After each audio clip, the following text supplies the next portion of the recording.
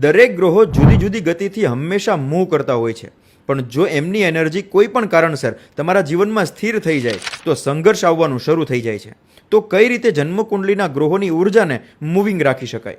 દરરોજ ઉગતા સૂર્યના દર્શન કરવાથી સૂર્યની ઉર્જા મૂવિંગ રહેશે. મેડિટેશન કરવાથી ચંદ્રની ઉર્જા મૂવિંગ રહેશે. મંગળ જે ખાણીપીણી સાથે જોડાયેલો ગ્રહ છે, વર્ષમાં એકવાર ભંડારાનું આયોજન કરો તો મંગળની ઉર્જા કુંડલીમાં મૂવિંગ રહેશે. બુધની ઉર્જા મૂવિંગ રહેશે તમારી સ્કિલ્સને અપગ્રેડ કરવાથી. ઘરમાં ધાર્મિક કાર્યનું આયોજન વર્ષમાં 1 કે 2 વાર કરવાથી ગુરુની ઉર્જા બેલેન્સ રહેશે. તમારા રિલેશનશિપનું નેટવર્કિંગ પ્રોપર મેન્ટેન કરવાથી શુક્રની ઉર્જા બેલેન્સ રહેશે. તમારા કાર્યમાં અપ ટુ ડેટ રહો છો, ભવિષ્યનું વિચારીને પ્લાનિંગ કરો છો તો શનિની ઉર્જા સારી રહેશે.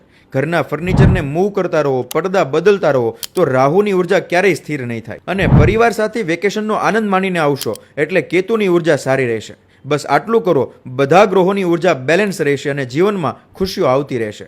જય શ્રી કૃષ્ણ.